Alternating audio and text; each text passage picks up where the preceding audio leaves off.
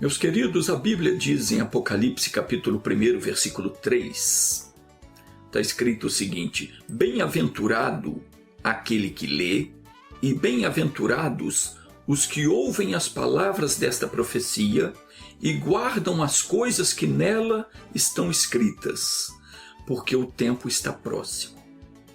Bem-aventurado quer dizer feliz. Então, está dizendo aqui que feliz é aquele que lê. No caso, o que prega a palavra.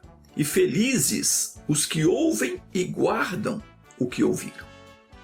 A palavra de Deus é para ser lida, entendida e praticada. Se você não lê a Bíblia, não ouve a pregação, você não entende. E se você não entende, você não consegue tirar proveito da vida que Deus preparou para você. O nosso Deus não tem prazer algum em nos ver derrotados, fracassados, sem alegria na vida. Pelo contrário, no livro do profeta Sofonias, no capítulo 3, está escrito o seguinte: canta alegremente, ó filha de Sião, rejubila, ó Israel, regozija-te e exulta de todo o coração, ó filha de Jerusalém. Isso é mandamento de Deus para nós. E ele cita os motivos pelos quais nós devemos nos alegrar. Mas não é só nos alegrar, não. É exultar, é saltar de prazer. Diz aqui no versículo 15, o Senhor afastou os teus juízos. O que é isso? Ele nos isentou, ele tirou a nossa culpa, ele perdoou os nossos pecados. Em Colossenses capítulo 2, versículo 13 e 14, está escrito assim: e a vós, quando estáveis mortos nos vossos delitos e na incircuncisão da vossa carne, vos vivificou juntamente com ele, perdoando-nos todos os delitos e havendo riscado o escrito de dívida que havia contra nós nas suas ordenanças, o qual nos era contrário, removeu-o do meio de nós, cravando-o na cruz. Deus exterminou o nosso inimigo. Hebreus capítulo 2, versículo 14 diz que ele despojou o diabo da sua capacidade e nos deu autoridade sobre ele para pisar, para expulsar, para desfazer as suas obras. Diz assim: portanto, visto como os filhos participam da carne e do sangue, também ele participou das mesmas coisas, falando de Jesus. Quer dizer, ele veio ao mundo como um ser humano, num corpo de carne e sangue, e também passou pela morte, para que pela morte derrotasse aquele que tinha o poder da morte, isso é, o diabo. Tinha o império da morte nas mãos dele. E o profeta ainda diz mais, ele diz: o Senhor, o Rei de Israel, está no meio de ti, e tu não verás mais mal algum. Meu irmãozinho, minha irmãzinha, nós temos Deus do nosso lado. Não precisamos mais temer a ação do inimigo. Sofonias continua dizendo: naquele dia se dirá a Jerusalém: não temas, ó Sião, não se enfraqueçam as tuas mãos.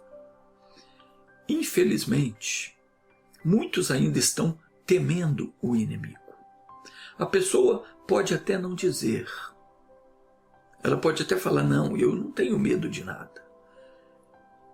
Mas a ordem não temas não significa só não ter medo, não. Significa também você não respeitar o inimigo. E tem gente respeitando o inimigo. Quando você aceita a tentação para cometer um pecado, você está respeitando o inimigo. Quando você faz algo que a Bíblia não aprova, você está respeitando o inimigo. Quando você se deixa abater diante do problema, diante de uma doença, você está respeitando o inimigo. Quando você não luta para se libertar de um vício, de uma doença, não luta para prosperar na vida, você está respeitando o inimigo. Você está dando a ele o direito de agir sobre a sua vida. Deus está dizendo para você: não temas, ó Sião, não se enfraqueçam as tuas mãos. E como tem gente de mão fraca, Mãos, no sentido bíblico, significa habilidade, capacidade de agir. Nós temos que ter essa capacidade para não aceitarmos o fracasso, não aceitarmos a derrota. No versículo 17, o profeta diz: o Senhor teu Deus está no meio de ti, poderoso para te salvar. Ô meu irmão, minha irmã, Deus é poderoso para te salvar. Seja qual for o seu problema, esteja você vivendo a situação pior da sua vida, Ele é poderoso para te salvar. E Ele está no nosso meio. Como é que Ele está no nosso meio? Onde é que Ele está? Deus está na palavra.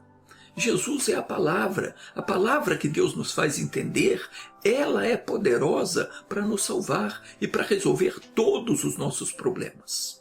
A única coisa que nós não podemos fazer é deixar que as nossas mãos se enfraqueçam, é deixar que o inimigo tire a nossa capacidade de lutar, de reagir, porque a nossa oração, que é a nossa capacidade de agir no mundo espiritual, ela não pode ser fraca.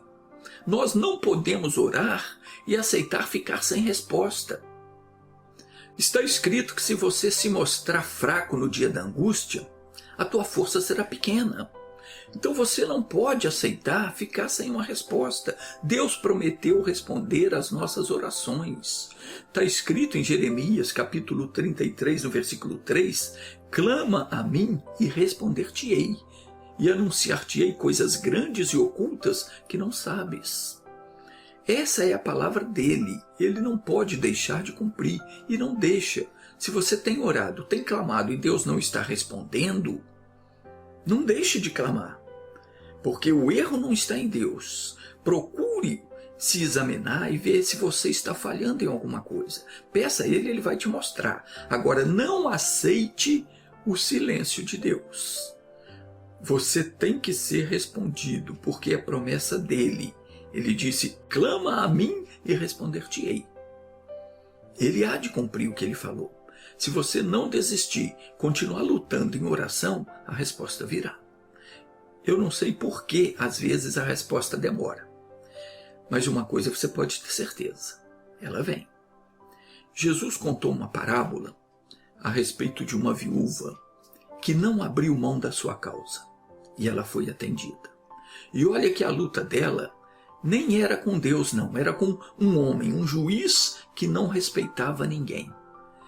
Ele só pensava em si mesmo. Mas, de acordo com o que Jesus falou, esse mau juiz ele não resistiu e ele teve que se dobrar diante da insistência da viúva. Vamos ler o que Jesus contou. Está escrito em Lucas capítulo 18, diz assim: contou-lhes também uma parábola sobre o dever de orar sempre e nunca desfalecer, dizendo: havia numa cidade um certo juiz que nem a Deus temia e nem respeitava o homem. E havia também naquela cidade uma certa viúva, e ia ter com ele dizendo: faze-me justiça contra o meu adversário. E por algum tempo não quis, mas depois disse consigo: ainda que eu não temo a Deus e nem respeito os homens, todavia como esta viúva me molesta, hei de fazer-lhe justiça, para que enfim não volte e me importune muito. E disse o Senhor: ouvi o que diz o injusto juiz. E Deus não fará justiça aos seus escolhidos, que clamam a ele de dia e de noite, ainda que tardio para com eles? Digo-vos que depressa lhes fará justiça. Quando, porém, vier o Filho do Homem, porventura achará fé na terra? Então o Senhor Jesus está ensinando aqui o quê? Que nós devemos orar e nunca desfalecer, nunca desanimar, nunca desistir, jogar a toalha, dizer não tem mais jeito. Enquanto nós não tivermos a resposta de Deus, nós temos que ser perseverantes. O que é ser perseverante? É você ser firme na decisão que você toma. Quando a gente entra numa oração, nós entramos numa briga, numa batalha espiritual, por uma causa. E nós não podemos sair dela sem obter o resultado. Eu não posso abandonar a minha causa. Agora, oração é coisa séria. Muita gente não sabe o que é uma oração. Ela pensa que fazer uma reza é oração. A pessoa pensa que ela pode chegar diante de Deus, falar qualquer coisa que ela queira, que ele vai ter que atender.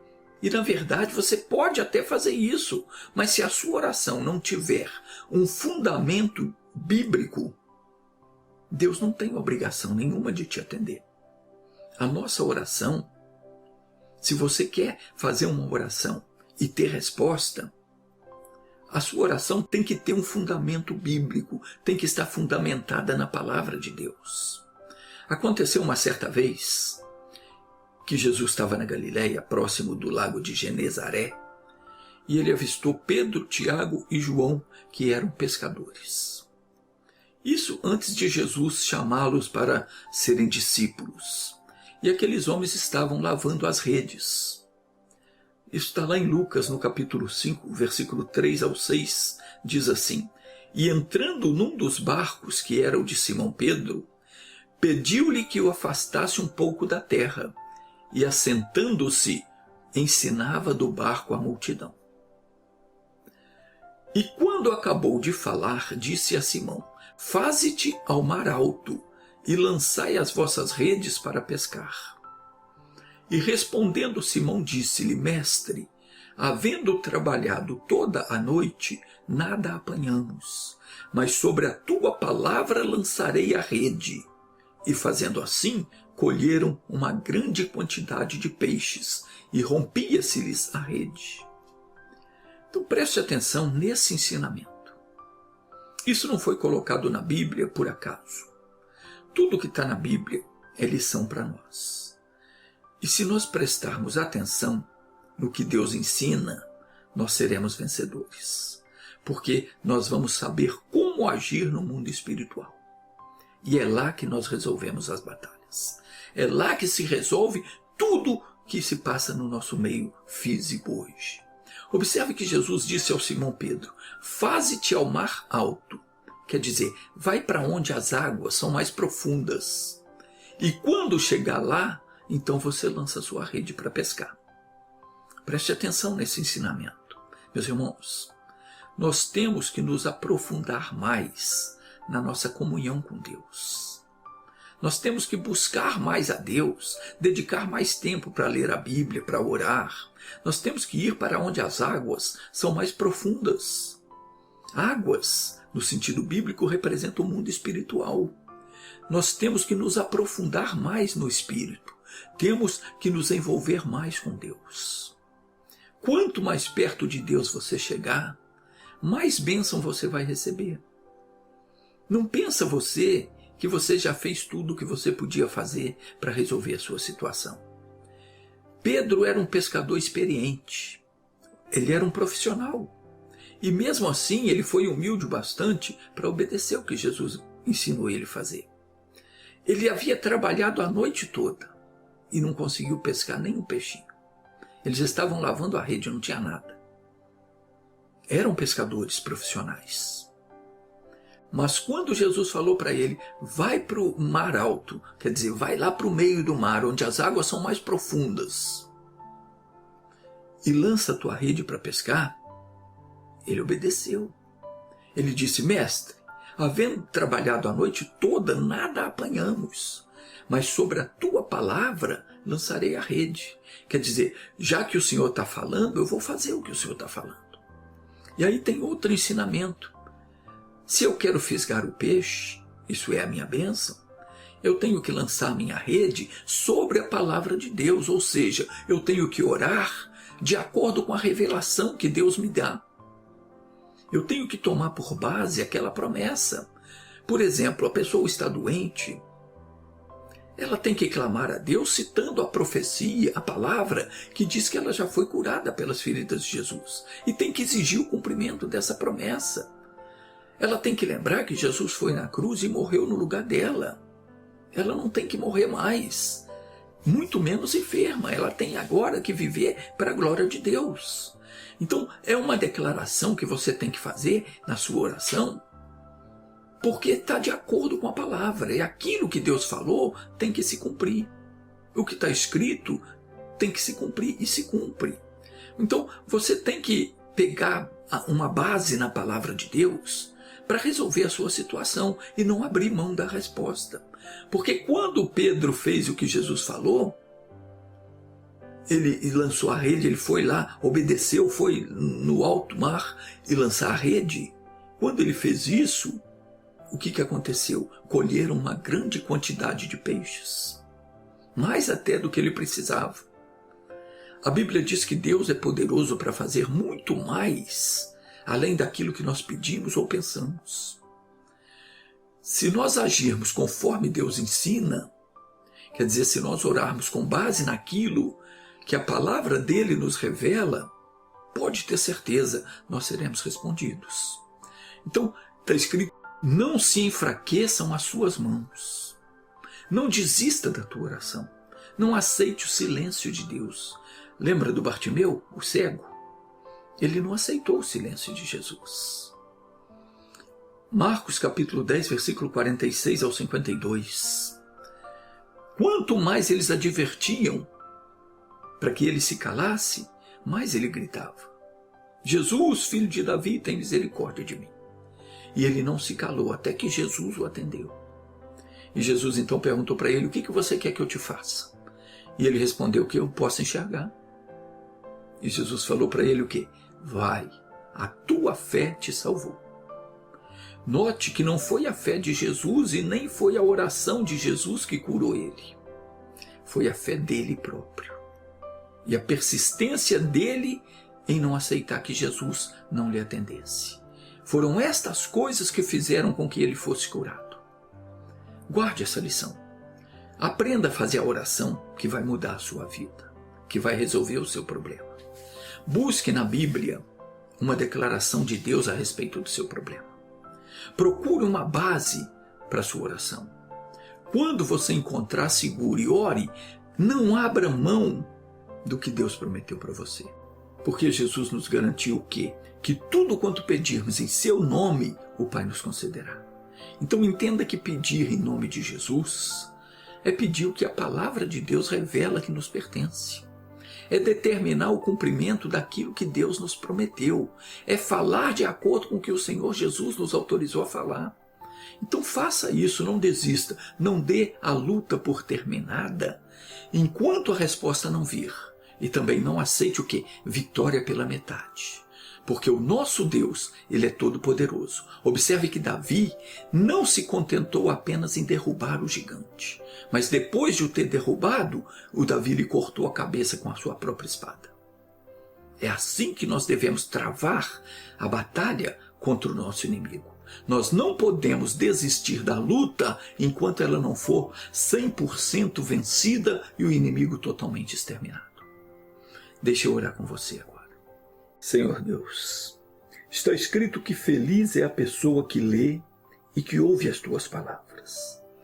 Eu li, o Senhor deu a revelação, a explicação, e essa pessoa ouviu, e ela entendeu, e agora nós vamos pôr em prática o que o Senhor nos ensinou. Essa pessoa está precisando de um milagre, e o Senhor é poderoso para fazer mais do que pedimos ou pensamos. Pai, ainda que ela tenha orado a vida toda sem conseguir uma resposta, hoje é o dia que o Senhor vai responder, porque a tua palavra diz: clama a mim e responder-te-ei. E é sobre a tua palavra que nós vamos lançar a nossa rede. Isso é o nosso clamor. Pai, perdoa os nossos pecados, perdoa as fraquezas, ajuda a sermos filhos obedientes. Dá-nos o entendimento e a sabedoria para ouvir a voz das tuas palavras. E agora nós vamos entrar em batalha espiritual. Grande Deus, invocamos o teu poder agora contra toda a opressão do inimigo. Venha, Senhor, com o teu poder sobre essa pessoa que está enferma, sobre essa pessoa, Senhor, que recebeu um diagnóstico ruim. Meu Deus, hoje mesmo esse mal vai desaparecer. Venha com o teu poder sobre essa pessoa que tem uma dor de cabeça constante, essa pessoa que vê vultos, que ouve vozes, que sente arrepios pelo corpo. Venha com o teu poder sobre essa pessoa que tem tido pensamentos de morte, essa que sente desejo de se matar, essa pessoa que está vivendo deprimida, essa jovem, esse jovem que não sente mais vontade de sair de casa. É você, Satanás, que está causando este mal. mas eu paraliso a tua obra agora em nome de Jesus. E eu te mando, sai daí, solta essa pessoa, Pai. Eu invoco o teu poder agora contra esse mal, que foi mandado por obra de bruxaria, de feitiçaria, de magia negra. Em nome de Jesus Cristo, eu amarro o espírito que foi enviado para arruinar a vida dessa pessoa. Eu amarro o espírito da miséria, o espírito que está fechando os caminhos dela. E eu ordeno, sai dos caminhos dessa pessoa. O demônio que ganhou um trabalho para separar o casal. Eu digo, está amarrado. Eu desmancho esse trabalho agora, em nome de Jesus Cristo. Você tem que sair. Essa pessoa agora pertence a Jesus. Você não tem permissão para oprimir essa pessoa. Não importa o que ela tenha feito, porque a palavra do Senhor garante que o pecado dela já foi perdoado. Deus afastou dela o juízo e você já é um inimigo derrotado. Portanto, em nome de Jesus Cristo, nosso Salvador, pega tudo o que é teu e vai saindo agora, vai abandonando esse corpo, vai deixando os caminhos dessa pessoa. Agora, em nome de Jesus, eu falo a você, saia, desapareça e não volte mais. Eu dou a bênção para você que orou comigo. Que a mão do Senhor seja sobre a tua vida, te abençoando, te guardando, te protegendo e te livrando do mal. E se você crê, receba essa bênção e agradeça a Deus. Pai, muito obrigado por essa alma que hoje foi liberta. Que isso seja para a tua glória, em nome de Jesus Cristo. Amém.